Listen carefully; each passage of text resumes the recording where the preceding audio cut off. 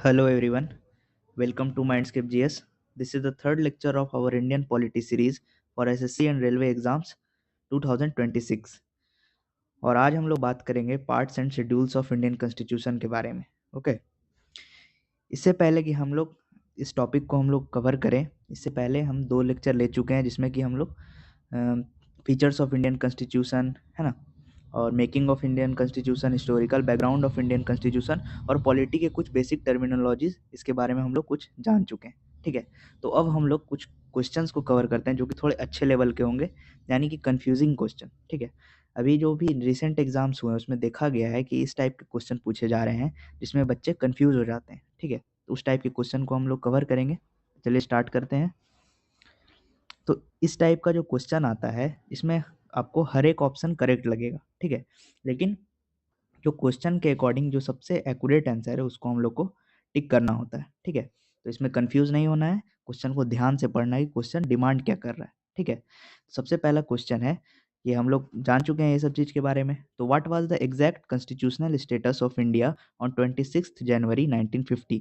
तो जब हम लोग का कॉन्स्टिट्यूशन इन्फोर्स हुआ था 26 जनवरी 1950 को, तो उस समय इंडिया के कॉन्स्टिट्यूशन को क्या कॉन्स्टिट्यूशनल स्टेटस मिला था इंडिया को। ठीक है, इंडिया डेमोक्रेटिक रिपब्लिक है। अब देखिए इसमें आपको सारा ऑप्शन जो है सब एक जैसा, मतलब लगेगा कि इंडिया के पर्सपेक्टिव में सारा सही है ना। इंडिया कंटेक्स्ट में हर ऑप्शन आपको सही लगेगा। क्या डेमोक्रेटिक रिपब्लिक नहीं है इंडिया? बिल्कुल है। Sovereign democratic Republic? बिल्कुल है। Sovereign socialist sovereign secular democratic Republic? बिल्कुल है। और sovereign socialist secular democratic Republic, ये तो इंडिया का नेचर भी लिखा हुआ है प्रियम्बल में, तो एग्जैक्ट है ना। लेकिन इसमें यहाँ पे एक चीज़ ध्यान देना होगा कि सोशलिस्ट और सेकुलर वर्ड 1976 में ऐड किया गया था 42nd कॉन्स्टिट्यूशनल अमेंडमेंट एक्ट के थ्रू। ठीक है, तो ये दोनों वर्ड जहाँ पे है वो हम लोग का करेक्ट हो, जहाँ पे है वो हम लोग का करेक्ट नहीं हो सकता, क्योंकि एज पर 1950 बोला जा रहा है ना, क्वेश्चन का डिमांड ये है। तो 1950 में इंडिया डेमोक्रेटिक रिपब्लिक था, बिल्कुल था, है ना। लेकिन यहाँ पे ये इनकम्प्लीट आंसर है, क्योंकि इंडिया सोवरेन डेमोक्रेटिक रिपब्लिक, आपको जब बतला रहे थे कि जब इंडिया का कॉन्स्टिट्यूशन बन गया था तो वहाँ से इंडिया को एक सोवरेन स्टेटस मिल गया था। हेलो, ऑप्शन नंबर बी हम लोग का सही हो जाएगा कि इंडिया एक सोवरेन डेमोक्रेटिक रिपब्लिक बन गया था 26 जनवरी 1950 को। ओके, तो चलिए हम लोग जानते हैं आगे। देखिए वही बात यहाँ पे लिखा हुआ है कि 42nd कॉन्स्टिट्यूशनल अमेंडमेंट एक्ट से 2 वर्ड ऐड किए गए थे, जो कि सोशलिस्ट और सेकुलर। ठीक है, सेकुलर मतलब पंथ निरपेक्ष, मतलब हम लोग के यहाँ पॉजिटिव सेकुलरिज्म है। ओके, सेकुलरिज्म अभी हम लोग जब फंडामेंटल राइट्स पढ़ेंगे, जिसमें कि आर्टिकल 25 से 28 है जो कि रिलीजन के बारे में बात करता है, तो उसमें हम लोग जानेंगे कि सेकुलर क्या होता है। ठीक है,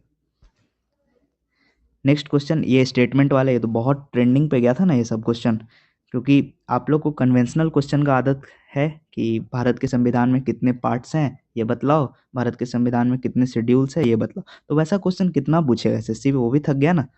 एक ही क्वेश्चन पूछते पूछते अब तो सबको पता चल गया, जो लूसेंट से भी पढ़ रहा होगा वो भी आंसर कर देगा, है ना। तो क्वेश्चन का थोड़ा ट्रेंड चेंज हुआ है, लेकिन पूरा अभी कंसेप्चुअल नहीं गया, अभी एक ट्रांजिशन फेज है जिसमें कि आपका फैक्चुअल भी है, कंसेप्चुअल भी है, दोनों का मिक्स है। ठीक है, तो जैसे ये स्टेटमेंट वाला क्वेश्चन, इसको हम लोग देखते हैं। तो सबसे पहला स्टेटमेंट कहता है कि Constitution Day is celebrated on 26 November every year to promote constitutional values among citizens. ठीक है, तो ये देखिए एक जनरल स्टेटमेंट है। इसमें कह रहा है क्या कि 26 नवंबर को जो हम लोग कॉन्स्टिट्यूशन डे मनाते हैं, ठीक है, बस यहाँ पे एक फैक्टर याद रखना है कि 26 नवंबर को संविधान दिवस मनाया जाता है। ठीक है, तो ये इसीलिए मनाया जाता है ताकि कॉन्स्टिट्यूशनल वैल्यूज सिटीजन्स में प्रमोट किया जा सके। ठीक है, तो ये एक जनरल स्टेटमेंट है, मतलब ये सही है। दूसरा कह रहा है क्या कि on 26 November 1949 Constituent Assembly of India set up a drafting committee under the chairmanship of doctor B R Ambedkar to prepare a draft of Constitution of India. ठीक है, अब देखिए ये कह रहा है कि चेयरमैन बी आर अम्बेडकर को चेयरमैन चुना गया था ड्राफ्टिंग कमेटी का 26 नवंबर 1949 को। ये एकदम गलत बात हो गया, है ना, क्योंकि इस समय तो कॉन्स्टिट्यूशन बन के रेडी हो गया था, उसके बाद ड्राफ्टिंग कमेटी का क्या काम, है ना। तो बी आर अम्बेडकर को 26 नवंबर 1949 को चेयरमैन नहीं चुना गया था, इसके पहले 1947 में ही चुना गया था। ठीक है, तो ये सेकंड स्टेटमेंट गलत हो जाएगा। ठीक है, लेकिन आपको एक चीज़ ध्यान दीजिएगा, यही यही चीज़ कंफ्यूज करता है। ठीक है, लोग को पता है कि बी आर अम्बेडकर को ड्राफ्टिंग कमेटी का चेयरमैन चुना गया था। ठीक है, ड्राफ्टिंग कमेटी के चेयरमैन बी आर अम्बेडकर हैं, ये भी एक क्वेश्चन ही है एसएससी का। ठीक है, ये एसएससी का क्वेश्चन है, बहुत बार आ चुका है। ठीक है, पीवाईक्यू में आपको मिल जाएगा आराम से। ठीक है, लेकिन बच्चों के दिमाग में ये चीज़ रहता है, अरे हाँ देखो ड्राफ्टिंग कमेटी है, ड्राफ्टिंग कमेटी के चेयरमैन है, चेयरमैन बी आर अम्बेडकर है, बिल्कुल सही है, जल्दी से मार दो। लेकिन नहीं, यही चीज़ बारीकी को समझना, यही चीज़ कन्फ्यूज़ करता है और आंसर गलत हो जाता है। ठीक है, तो स्टेटमेंट 1 सही है, स्टेटमेंट 2 इनकरेक्ट है। ठीक है, तो ऑप्शन नंबर सही हो सी हो जाएगा हम लोग का करेक्ट। वही बात यहाँ पे लिखा गया है ना, 26 नवंबर को हम लोग मनाते हैं। कब से मना रहे हैं ये एक फैक्ट याद कीजिए, ये भी कभी-कभी आता है एग्जाम में कि कब से मनाया जा रहा है या कौन सा एडिशन है ये भी।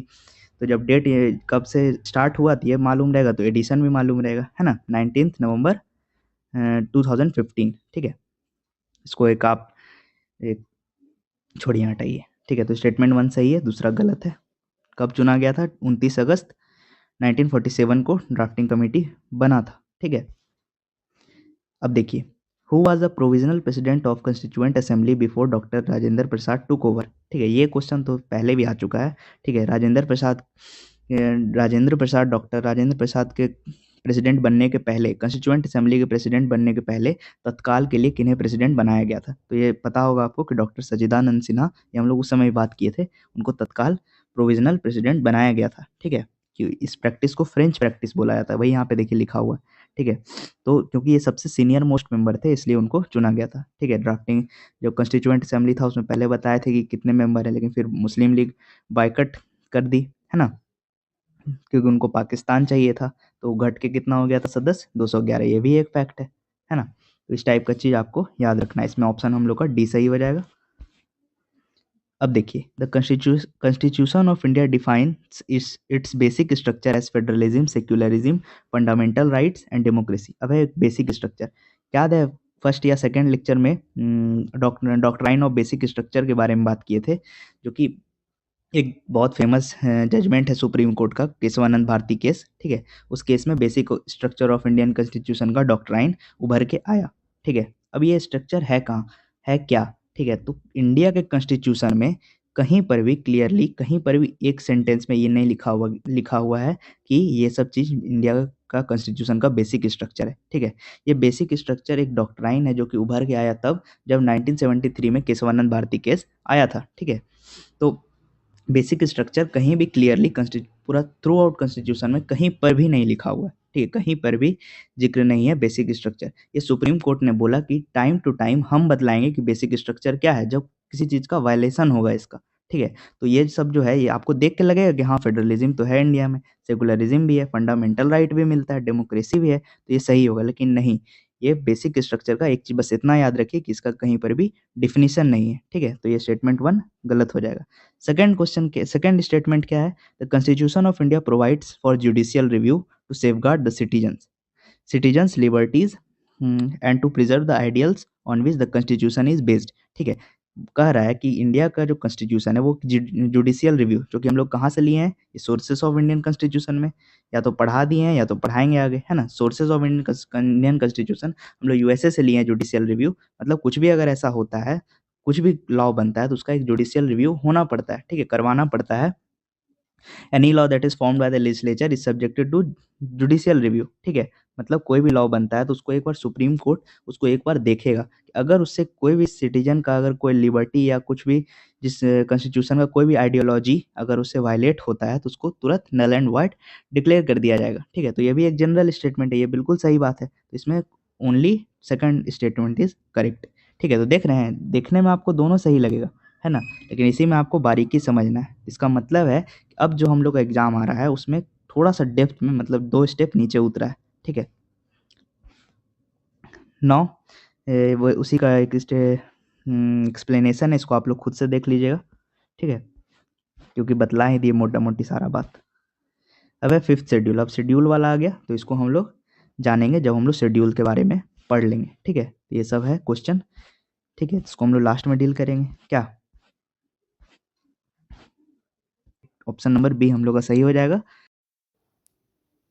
अब हम लोग आते हैं मेन टॉपिक पे, जो कि है parts and schedules of Indian constitution. ठीक है, तो इसका पहले कुछ जान लीजिए कि इंडिया कॉन्स्टिट्यूशन में जब बनाया गया था उस टाइम पे 395 आर्टिकल थे, 8 शेड्यूल्स थे, 22 पार्ट थे। ठीक है, बाद में इसमें कुछ पार्ट ऐड किए गए, जैसे कि पार्ट 9 है जिसमें म्यूनिसपैलिटी का जिक्र है, पार्ट 9 भी जिसमें कोऑपरेटिव सोसाइटी, और पार्ट 14 है ट्रिब्यूनल्स को डिस्क्राइब किया गया। ठीक है, तो यही 3 ऐड किया गया, इसी वजह से पार्ट्स 25 हो गए। ठीक है, लेकिन अब बस इतना मोटा मोटी याद रखने से नहीं होगा। ठीक है, डायरेक्ट कि इस पार्ट में ये है, इस पार्ट में ये नहीं, थोड़ा इसमें डिटेल जानना पड़ेगा। ठीक है, तो हम लोग बात करते हैं पार्ट्स ऑफ इंडियन कॉन्स्टिट्यूशन को। ठीक है, और आगे इसके बाद जो भी चैप्टर वाइज हम लोग पढ़ेंगे, ठीक है, तो यही पार्ट वाइज पढ़ेंगे। जैसे पार्ट 1 में है यूनियन ऑफ इंडिया। ठीक है, तो इसको हम लोग एक चैप्टर रखेंगे यूनियन ऑफ इंडिया, उसमें हम लोग उसके बारे में पूरे डेप्थ में जानेंगे। ठीक है, फिर सिटीजनशिप है तो उसको भी हम लोग जानेंगे, फंडामेंटल है, तो ऐसे पार्ट पार्ट वाइज ही हम लोग कवर करेंगे पॉलिटी को। ठीक है, सबसे पहले ओवरव्यू। तो कॉन्स्टिट्यूशन क्या है? लीगल डॉक्यूमेंट है, हाईएस्ट लॉ है ना, जिसमें कि लोगों को पोजीशन अथॉरिटी दिया भी जाता है और उनको पावर, उनके पावर पर लिमिटेशन भी लगाया जाता है। जैसे प्रेसिडेंट है, ठीक है, तो उनको प्रेसिडेंट का पद कैसे मिला? क्योंकि प्रेसिडेंट का पद का जिक्र हम लोग के कॉन्स्टिट्यूशन में किया गया है ना। उनका पावर के बारे में भी, जितना भी पावर है, आर्टिकल पढ़िएगा आप 52 से, है ना, तो हम लोग जानेंगे यूनियन एग्जीक्यूटिव के बारे में, तो हम लोग प्रेसिडेंट के बारे में भी जानेंगे। ठीक है, तो उनको पावर कौन देता है? Constitution of India. लेकिन वो अपना आर्बिट्रेरी पावर को एक्सरसाइज न करें, इस पर हिंड्रेंस, इस पर लिमिटेशन कौन लगाता है? ये भी कॉन्स्टिट्यूशन ऑफ इंडिया। तो कॉन्स्टिट्यूशन दोनों काम करता है, पावर भी देता है और पावर को लिमिट भी करता है। ठीक है, और क्या है? तो it defines all essential right, सारा essential right, power, procedure, principle सब कहाँ लिखा हुआ है? कॉन्स्टिट्यूशन में। ठीक है, इसका कुछ रिलेटेड फैक्ट्स है, जैसे कि कॉन्स्टिट्यूशन कब बना था? तो 26 नवंबर 1949, है ना, इसी दिन संविधान दिवस मनाते हैं हम लोग। फिर कॉन्स्टिट्यूशन इनेक्ट कब हुआ? तो 26 जनवरी 1950 को। ठीक है, रिपब्लिक डे इस दिन सेलिब्रेट करते हैं। एक्चुअल में पार्ट कितने थे? 22, ऐड करने के बाद कितने हो गए? 25। ठीक है, तो ये बेसिक फैक्ट्स है। अब हम लोग न्यू पार्ट्स क्या क्या है इसको हम लोग जानते हैं। तो पार्ट 9 है जिसमें कि हम लोग म्यूनसिपैलिटी को ऐड किए थे, हम लोग नहीं, मतलब लेजिस्लेचर ऐड किया था।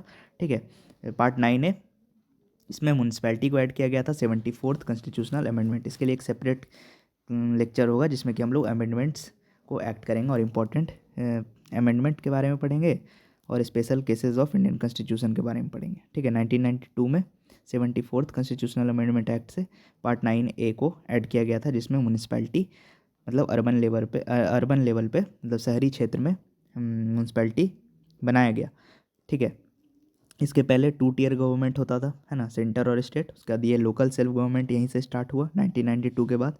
उसके बाद पार्ट 9B जिसमें कोऑपरेटिव सोसाइटी, ठीक है, इसको कॉन्स्टिट्यूशनल स्टेटस दिया गया। ऐसा नहीं कि इसके पहले एग्जिस्ट नहीं करती थी, ठीक है, इसके पहले एग्जिस्ट करती थी। ठीक है, इसके पहले आप कोऑपरेटिव बैंक्स भी सुनेंगे, लेकिन इसको एक कॉन्स्टिट्यूशनल संवैधानिक दर्जा दिया गया जब ये पार्ट 9B ऐड किया गया। ठीक है, पार्ट इसीलिए बनाया गया ना कि अगर कुछ भी न्यू एडिशन होता है तो आपको उस पार्ट में अमेंडमेंट करके उसको मेंशन करना पड़ेगा। ठीक है, जैसे कि सिटीजनशिप एक्ट आया, ठीक है, तो आपको part two of Indian Constitution जो कि सिटीजनशिप के बारे में बात करता है, उसमें आपको मेंशन करना पड़ेगा। ठीक है, कोई भी नया न्यू लॉ आता है तो उसको आप पार्ट में, सबके लिए specific part of Indian constitution है, उसमें आपको मेंशन करना होता है, आपको नहीं, लेजिस्लेचर को।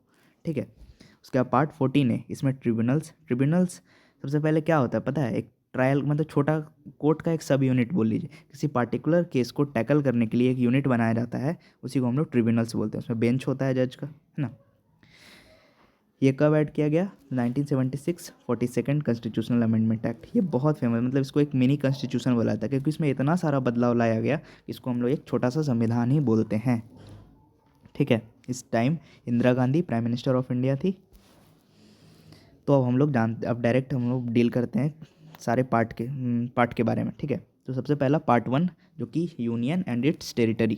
ठीक है, सबसे पहले आर्टिकल 1 है। ठीक है, इसमें आर्टिकल 1 to 4 दिया हुआ है। तो आर्टिकल 1 कहता है India is the union of state. ठीक है, India that is Bharat shall be the union of state. तो जरा से एक चिंतन कीजिए कि यूनियन और टेरिटरी में क्या अंतर है। ठीक है, यूनियन ऑफ इंडिया और टेरिटरी ऑफ इंडिया में क्या अंतर है, ये ज़रा सोचिए। ठीक है, नहीं तो हम बदलाते हैं। ठीक है, यूनियन किसको बोलते हैं? जो जितना सारा स्टेट है, ठीक है, ये सारा स्टेट को मिला के जो एक जोग्राफिकल एरिया बना है, उसको हम लोग यूनियन बोलते हैं, वो इंडियन यूनियन है। ठीक है। जो हम लोग का 28 राज्य है, सबको मिला के क्या बना है, एक इंडियन यूनियन। लेकिन जब इसमें हम लोग सारा यूनियन टेरिटरी को जब हम लोग ऐड कर देंगे, जो छोटा छोटा यूनियन टेरिटरी है, तब ये बनेगा टेरिटरी ऑफ इंडिया। ठीक है, ये टेरिटरी ऑफ इंडिया एक बड़ा टर्म है, ठीक है, एक अम्ब्रेला टर्म है जिसके अंदर स्टेट भी आते हैं और जो यूनियन टेरिटरी वो भी आते हैं। और जो जोग्राफिकल एरिया या जो भी टेरिटरी इंडिया फ्यूचर में एक्वायर करता है, ठीक है, जो टेरिटरी फ्यूचर में एक्वायर करता है तो वो भी टेरिटरी ऑफ इंडिया के अंदर आएगा। ठीक है, जैसे कि सिक्किम को ऐड किया गया था, ठीक है, तो सिक्किम का केस थोड़ा डिफरेंट है, गोवा को ऐड किया गया था, है ना। तो इस तरह से इंडिया कोई भी टेरिटरी अगर एक्वायर करता है इन फ्यूचर तो वो टेरिटरी ऑफ इंडिया में आएगा। तो ये पार्ट 1 में मेंशन किया गया है। इंडिया को बोला जाता है, इंडिया का यूनिटी को तोड़ा नहीं जा सकता। इंडिया को बोला जाता है indestructible union of destructible state. मतलब इसमें स्टेट को बाहर नहीं निकाला जा सकता है। मतलब इंडिया से कोई भी स्टेट को बाहर नहीं निकाला जा सकता है, ठीक है। लेकिन उस इंडिया में, विद इन इंडिया, उस स्टेट के बाउंड्री को अल्टर करके एक नया स्टेट बनाया जा सकता है, या दो से अधिक राज्य को मिला के एक नया स्टेट को फॉर्म किया जा सकता है। ठीक है, इंडिया का यूनियन को दो भाग में नहीं बांटा जा सकता। ठीक है, और ये सब बोल बच्चन आप लोग देखिए।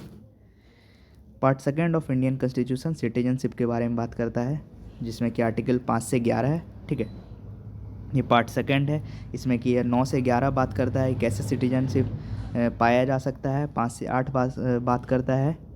आर्टिकल 5 to 8 बात करता है कि कौन कौन सिटीजनशिप के लिए एलिजिबल है। ठीक है, 11 पार्लियामेंट को पावर देता है। ये हम लोग डिटेल में आर्टिकल जानेंगे, अभी बस पार्ट जानिए। ठीक है, पार्ट 3 ऑफ इंडियन कॉन्स्टिट्यूशन जो कि फंडामेंटल राइट्स के बारे में बात करता है। फंडामेंटल राइट्स यानी कि मौलिक अधिकार। ठीक है, आप कुछ भी करते हैं तो अगर करने का आपको अधिकार है, ठीक है, तो वो फंडामेंटल राइट्स है। ठीक है, ये राइट्स वो है जो कि सिर्फ सिटीजन ऑफ इंडिया को दिया जाता है। ठीक है, ये आप पढ़े होंगे, लेकिन नहीं, फंडामेंटल राइट्स सिर्फ सिटीजन ऑफ इंडिया को नहीं दिया जाता। ये कभी कभी एलियंस को भी दिया जाता है। एलियंस मतलब अंतरिक्ष वाले नहीं, ठीक है, एलियंस मतलब फॉरेन के आदमी। ठीक है, उसको भी एलियंस बोला जाता है। लेकिन कुछ ऐसे फंडामेंटल राइट्स हैं जो कि एक्सक्लूसिवली इंडियन सिटीजन को दिया जाता है, जैसे कि आर्टिकल 15 है ना, डिस्क्रिमिनेशन वाला। ठीक है, ये सब हम लोग पढ़ेंगे। ठीक है, लेकिन बस जान लीजिए कि इसमें फंडामेंटल राइट, ठीक है, इसमें सिटीजन को भी और एलियन को, दोनों को कुछ कुछ अधिकार दिया गया है। ठीक है, और ये सब आप लोग खुद से पढ़िएगा। Part 4 directive principle of state policy. ठीक है, आर्टिकल 36 से 51 ऑफ इंडियन कॉन्स्टिट्यूशन जो कि डीपीएसपी के बारे में बात करता है। ठीक है, डीपीएसपी 3 तरह का होता है, लिबरल, इंटेलेक्चुअल, गांधीयन और सोशलिस्ट।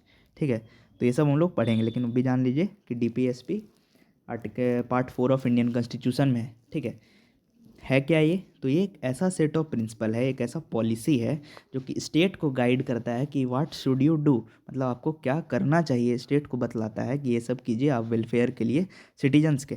ठीक है, कैसे आप इकोनॉमिक रिसोर्स का प्रॉपर डिस्ट्रीब्यूशन कीजिएगा, समाज में जो भी डिफरेंस है, सोशल डिफरेंस है ना, उसको कैसे दूर करना है, कैसे लोगों को न्यूट्रिशन प्रोवाइड करना है, कैसे आपको मॉन्यूमेंट्स को प्रिजर्व करना है, कैसे पीस मेंटेन करना है, कैसे लीगल एड देना है। तो ये सब बतलाता है, लिखा हुआ है directive principle of state policy में।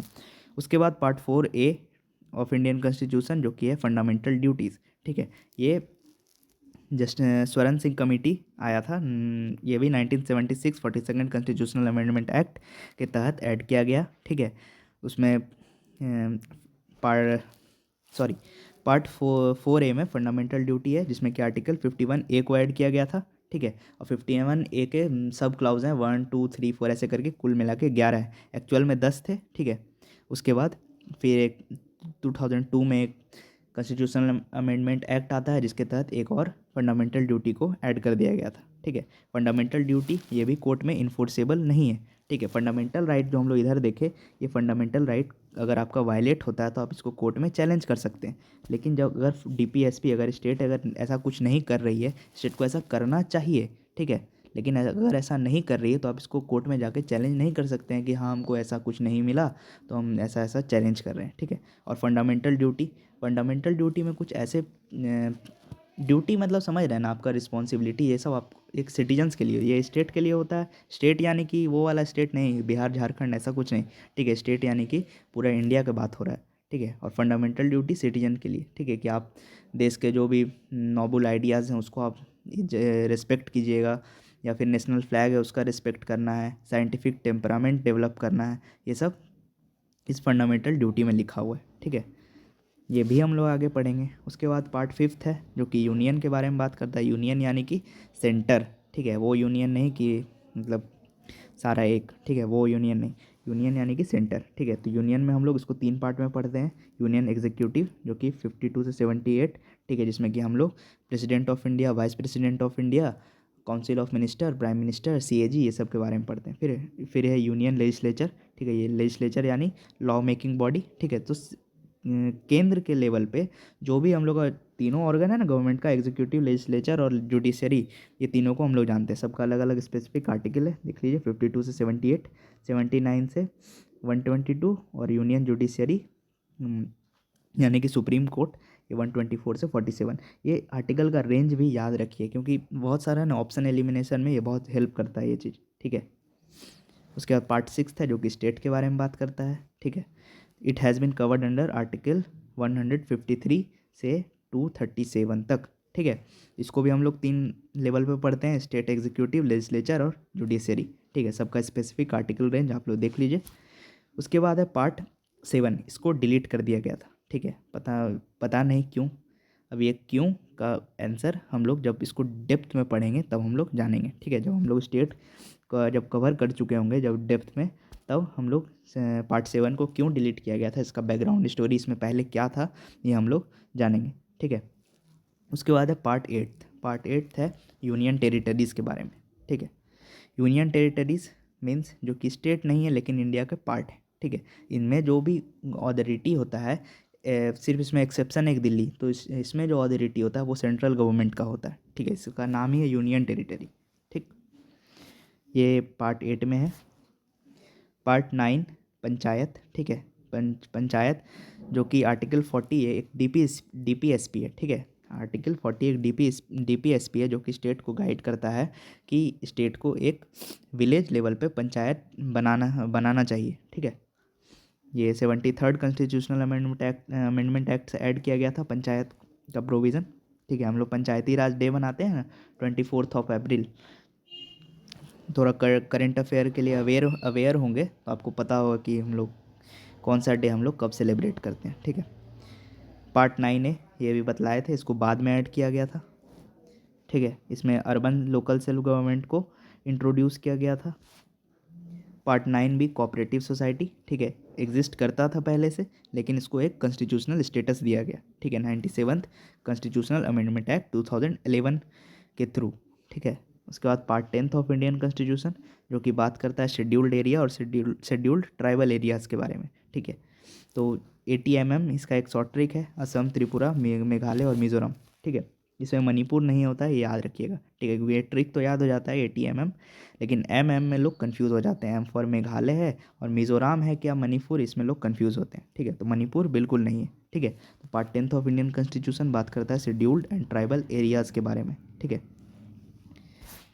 अब है पार्ट 11। पार्ट 11 बात करता है relationship between union and states. ठीक है, तो केंद्र और राज्य के बीच में कैसा रिलेशनशिप होगा। ठीक है, रिलेशनशिप मतलब वो वाला नहीं। ठीक है, रिलेशनशिप यानी कि कैसे पावर शेयरिंग होगा, कैसे डिवीज़न ऑफ इकोनॉमिक रिसोर्स होगा, कैसे डिवीज़न ऑफ टैक्सेस होगा, है ना।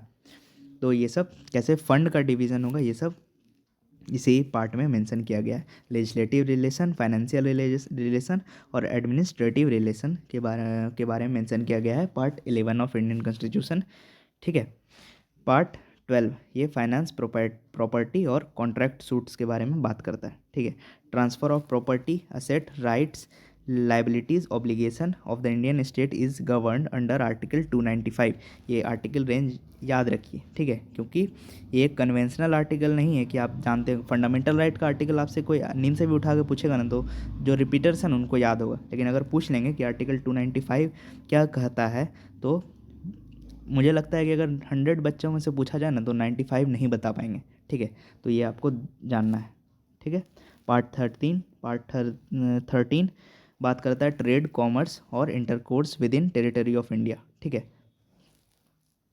ट्रेड, कॉमर्स जो भी व्यापार होगा with in the territory of India, उसके बारे में मेंशन किया गया है पार्ट 13 ऑफ इंडियन कॉन्स्टिट्यूशन में।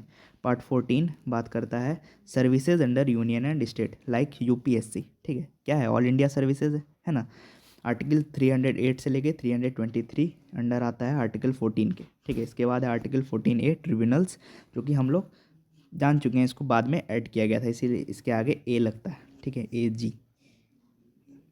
ट्रिब्यूनल्स क्या होता है, क्वासी जुडिशियल ऑर्गेनाइजेशन होता है जो कि किसी प्रॉब्लम को डील करने के लिए बनाया जाता है, वेदर वो एडमिनिस्ट्रेटिव प्रॉब्लम हो या फिर टैक्स रिलेटेड डिस्प्यूट्स हो, ठीक है। पार्ट 15 ये बात करता है इलेक्शंस के बारे में, ठीक है। आर्टिकल 324 जो कि election commissioner, chief election commissioner, ये सब इलेक्शन कमीशन के बारे में बात करता है, तो ये सब आर्टिकल रेंज भी आपको याद रखना है। इसके बारे में स्पेसिफिक आर्टिकल हम लोग डील करेंगे जब बतलाए ना। Part 16 special provision for certain classes, ठीक है, सर्टेन क्लासेस जैसे कि एंग्लो इंडियन बैकवर्ड क्लासेस यानी कि OBC, schedule caste, schedule tribe, ये सब के बारे में डील करता है आर्टिकल 16 ऑफ इंडियन कॉन्स्टिट्यूशन।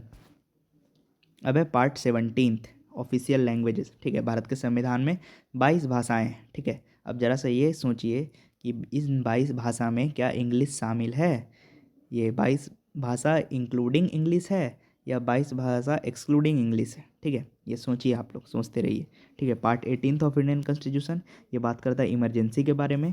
कभी कभी देश में कुछ ऐसा सिचुएशन आता है जहाँ पे देश में इमरजेंसी लगाना पड़ता है, क्यों लगाना पड़ता है, ताकि उस प्रॉब्लम को टैकल किया जा सके, है ना। 3 तरह का इमरजेंसी लगता है, नेशनल इमरजेंसी, स्टेट इमरजेंसी, इसी को प्रेसिडेंट रूल भी बोलते हैं, और थर्ड है फाइनेंशियल इमरजेंसी, ठीक है। तो ये सब हम लोग जानेंगे कि फाइनेंशियल ये अभी तक नहीं लगा नहीं है, ये बार बार लगते रहता है, ये 1-2 बार लगा है, ठीक है। ये हम लोग जब जानेंगे ना, आर्टिकल 352 से लेके 360 तक मेंशन किया गया है इमरजेंसी के बारे में, ठीक है। ये मिसलेनियस मतलब कुछ बच गया सारा इसमें आ जाएगा।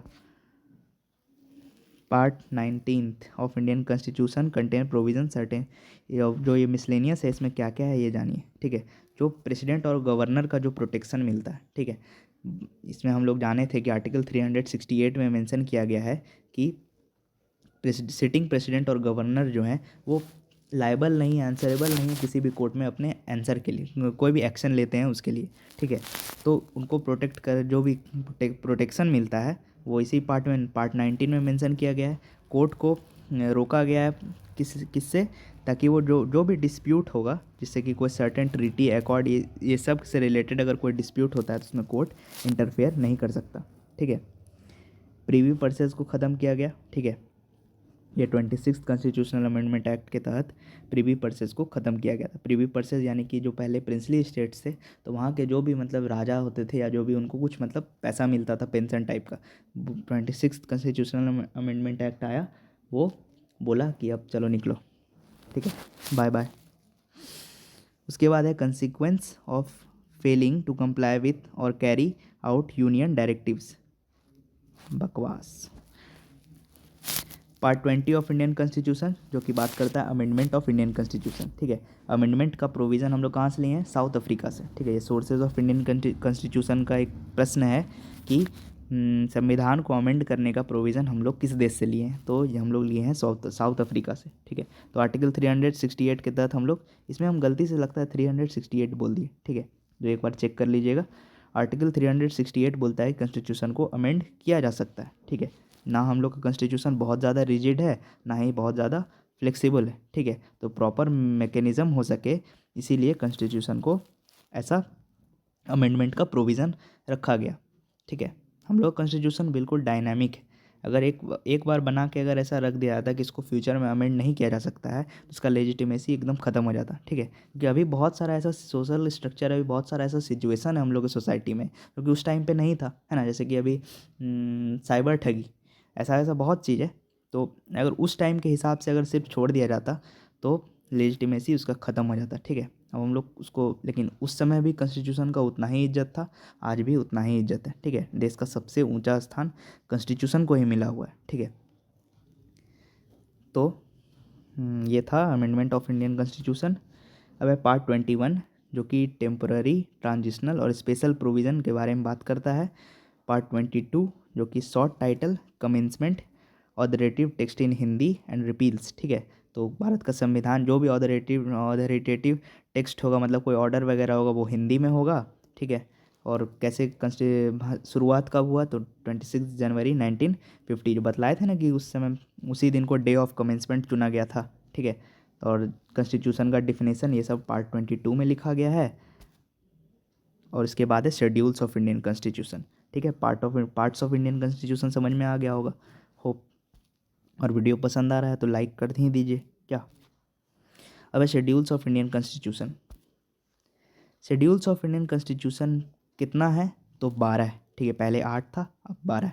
इसमें क्या है, तो फर्स्ट शेड्यूल में लिखा गया यूनियन एंड इट्स टेरिटरी। एक बहुत कन्वेंशनल सा इसका एक ट्रिक है, टीयर्स ऑफ ओल्ड पीएम, ठीक है। तो सबसे पहला टेरिटरी, फिर ई से होता है इमोल्यूमेंट, उसके बाद ए से होता है एफर्मेशन, एफर्मेशन यानी क्या है, ओथ एंड एफर्मेशन, ठीक है। और फिर आर से होता है राज्यसभा, और उसके बाद एस से होता है शेड्यूल्ड एरिया। तो ये सब हम लोग, वो सब आप लोग देखिएगा। हम लोग सीधा सीधी इसमें क्या है, इसका कोर, ये हम लोग जानते हैं, ठीक है। फर्स्ट शेड्यूल में यूनियन एंड इट्स टेरिटरी को मेंशन किया गया आर्टिकल 1 से 4 तक, ठीक है। सेकंड शेड्यूल में जो भी इमोल्यूमेंट्स, ठीक है, मतलब पैसा, मतलब वेतन, जो भी मतलब वेतन मिलना है प्रेसिडेंट ऑफ इंडिया को, गवर्नर को, speaker of Lok Sabha, chairman of Rajya Sabha, और इन सब लोगों को जो भी मिलना है, ठीक है, वेतन, वो इसमें सेकंड शेड्यूल में मेंशन किया गया है। इसके लिए रिलेटेड आर्टिकल्स आप लोग देख लीजिए, हो सके तो याद कर लीजिए। Third schedule of Indian Constitution, जो कि ओथ एंड एफर्मेशन के बारे में बात करता है। अब थोड़ा सा एक समझने का चीज़ है, ओथ क्या होता है, एफर्मेशन क्या होता है, ठीक है। ओथ हम लोग बोलते हैं जब हम लोग कोई रिलीजियस टेक्स्ट के ऊपर हाथ रख के, जैसे बोलते हैं ना, मैं गीता की शपथ लेता हूँ, ठीक है, तो वो हो गया ओथ। और एफर्मेशन, मैं कसम खाता हूँ कि मैं सेवा का पालन करूँगा या कुछ भी, तो ऐसा, तो वो एफर्मेशन हो गया, ठीक है। मतलब एफर्मेशन भी हुआ शपथ लेना, लेकिन कोई आप किसी चीज़ का कसम नहीं खा रहे हैं इसमें, ठीक है। तो ये समझाने के लिए बस, ठीक है। थर्ड शेड्यूल में ओथ एंड एफर्मेशन है, किनका, यूनियन के जो भी मिनिस्टर हैं। ओथ एंड एफर्मेशन में मतलब यही लिखा हुआ है कि किसको कौन ओथ दिलवाएंगे, ठीक है। तो ज़्यादातर को प्रेसिडेंट ऑफ इंडिया, फिर प्रेसिडेंट ऑफ इंडिया को सुप्रीम कोर्ट के हाईएस्ट जज, मतलब चीफ जस्टिस ऑफ इंडिया, तो ऐसे ऐसे करके सबका लिखा हुआ है कि कौन इसको ओथ दिलवाएगा। फोर्थ शेड्यूल में allocation of seats in the Rajya Sabha में कितना सीट होगा, ये भी एलोकेट कर दिया गया है। ये अभी कुछ समय के लिए फिक्स है, उसके बाद फिर ये चेंज कर दिया जाएगा, ठीक है। राज्यसभा में कितना सीट है ये आप लोग कमेंट में बतला सकते हैं, okay. Fifth schedule of Indian constitution, इसमें जो भी शेड्यूल्ड एरियाज जो भी है इंडिया का, ठीक है, शेड्यूल जहाँ की शेड्यूल्ड ट्राइब बसता है, तो उसमें उसको मेंशन, उसमें जो भी एडमिनिस्ट्रेटिव कंट्रोल है उसके बारे में मेंशन किया गया है fifth schedule of Indian constitution, ठीक है। शेड्यूल का मतलब है अगर इससे रिलेटेड कोई भी नया लॉ बनता है तो इसमें फिफ्थ शेड्यूल में अमेंड किया जाएगा और उसके बाद उसमें उसको मेंशन किया जाएगा, ठीक है। सिक्स्थ शेड्यूल में अदर शेड्यूल्ड एरिया, ठीक है, तो इसमें असम, त्रिपुरा, मेघालय और मिजोरम, ठीक है। याद रखिएगा मणिपुर नहीं है, ठीक है। ये बार बार हम 2 बार 3 बार बोल चुके हैं, इसको अब एकदम अच्छा से याद रखिएगा, ठीक। Seventh schedule of Indian constitution, इसमें 3 लिस्ट है ना। ये फेडरलिज्म के बारे में बात करता है। टीयर्स ऑफ ओ हो गया ना, ओ के बाद एफ, एफ से फेडरलिज्म यानी कि पावर शेयरिंग। पावर शेयरिंग मतलब जो भी यूनियन और स्टेट के बीच में जो पावर बढ़ता है, यूनियन लिस्ट, स्टेट लिस्ट और कंकरेंट लिस्ट, ठीक है। यूनियन पे सेंट्रल गवर्नमेंट इस पे लॉ बनाती है, स्टेट पे स्टेट गवर्नमेंट, और कंकरेंट पे दोनों मिलके। और जो बच गया वो रेसिड्यूअरी पावर होता है, वो कॉन्स्टिट्यूशन बोलता है कि ऑटोमेटिक किसके हाथ में जाएगा, सेंटर के हाथ में, ठीक है। एट्थ शेड्यूल में 22 भाषा के बारे में लिखा हुआ, लैंग्वेज ऑफ इंडियन, जो भी भारत में जो भी लैंग्वेज है, ठीक है, ये सारा है। इसमें भी बहुत सारा जो शेड्यूल्ड लैंग्वेज है इसको अलग अलग कॉन्स्टिट्यूशनल अमेंडमेंट एक्ट से ऐड किया गया, ठीक है। जैसे बोडो, डोगरी, मैथिली, संथाली, नेपाली, मणिपुरी, कोंकणी, है ना, ये सब। सिंधी, सबसे पहले सिंधी को ऐड किया गया था, फिर नेपाली, मणिपुरी, कोंकणी को, फिर बोडो, डोगरी, संथाली, मैथिली, ये सब भाषा को ऐड किया गया था इंडियन कॉन्स्टिट्यूशन में एट्थ शेड्यूल में, ठीक है। इसी को शेड्यूल्ड भाषाएं बोली जाती है, ठीक है, जो कि 22 है, इसको आप याद रखिएगा। उसके बाद ninth schedule of Indian constitution, ये बात करता है लैंड रिफॉर्म के बारे में, ठीक है, ठीक है। Ninth schedule of Indian constitution बात करता है लैंड रिफॉर्म के बारे में, बस इतना याद रखिए, ओके। उसके बाद टेंथ शेड्यूल जो कि बात करता है डिस्क्वालिफिकेशन के बारे में, ठीक है। ये एंटी डिफेक्शन लॉ इसी में, ये 52nd कॉन्स्टिट्यूशनल अमेंडमेंट एक्ट 1985 में लाया गया था। इस समय राजीव गांधी थे। जो दल बदल होता है ना कि एक नेता किसी पार्टी से मान लो जीत गए, उसके बाद वो फिर दल बदल के चले जाते हैं दूसरे पार्टी में, ठीक है। तो इसके लिए लॉ बनाया गया था कि उनको डिस्क्वालीफाई कर दिया जाएगा। लेकिन आप तब भी देखते होंगे कि जीतने और जो जीते हैं, जो जीत गए हैं, ठीक है, और उसके बाद भी वो पार्टी चेंज कर लिए, ठीक है, लेकिन उनका डिस्क्वालिफिकेशन नहीं हुआ। क्यों? इसके पीछे का रीज़न क्या है, जब हम लोग जानेंगे, जब आर्टिकल 102 वगैरह हम लोग पढ़ेंगे, तब हम लोग इसको डेप्थ में समझेंगे, ठीक है। उसके लिए भी एक प्रोविज़न है, ठीक है। 11th शेड्यूल में जो मेंशन किया गया पंचायत के बारे में, ठीक है, और 12th शेड्यूल में बात किया गया है म्यूनसिपैलिटी के बारे में, ठीक है। तो आज के लेक्चर में बस इतना ही। मिलते हैं नेक्स्ट वीडियो में। वीडियो पसंद आया हो तो वीडियो को लाइक और चैनल को सब्सक्राइब कीजिएगा।